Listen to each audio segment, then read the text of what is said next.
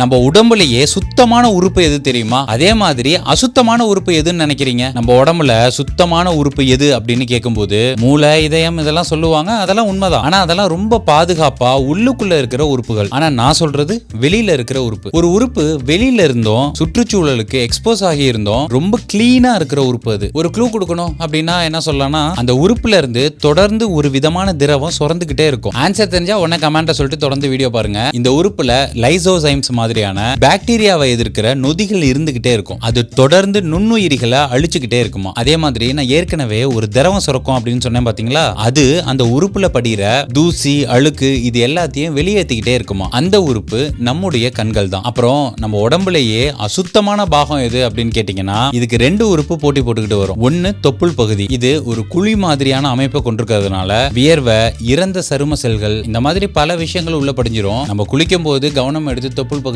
சரியா சுத்தம் செய்யாதப்ப தொடர்ந்து அழுக்கு தேங்கிட்டே போயிடும். 2012 நடத்தப்பட்ட ஒரு ஆராய்ச்சியில கூட என்ன சொல்லியிருக்காங்க அப்படின்னா, இந்த தொப்புள் பகுதியில கிட்டத்தட்ட 2000க்கும் அதிகமான பாக்டீரியா வகைகள் இருக்கும். அதனால தொப்புள் பகுதியை நம்ம குளிக்கும் போது கவனம் எடுத்து நல்லா சுத்தம் செஞ்சு வச்சுக்கணும். இன்னொரு உறுப்பு என்ன அப்படின்னு கேட்டீங்கன்னா, நம்ம வாய் தான். நம்ம வாய் எப்பவுமே ஈரப்பதமாவும் சூடாவும் இருக்கிறதால அதோட நம்ம சாப்பிடுற சாப்பாடு துணுக்குகள் எல்லாம் பல்லு இடுக்குல எல்லாம் சிக்கிக்கிட்டு அங்கேயே இருக்கும். இந்த சூழல் தான் பாக்டீரியா இனப்பெருக்கம் பண்றதுக்கு ரொம்ப ஏதுவான சூழலாம். நம்ம காலைல ஏந்திரிச்சனமே வாய் நாத்தடிக்கும் பாத்திருக்கீங்களா? அதுக்கு இந்த பாக்டீரியாஸ் எல்லாம் நம்ம பல்லுல படிஞ்சிருக்கிற உணவு துகள்களை உடைச்சு வாலடைல் சல்பர் காம்பவுண்ட்ஸ் அப்படிங்கிற துர்நாற்றம் வீசுற வாயுக்களை வெளியிடுறது தான் காரணமா.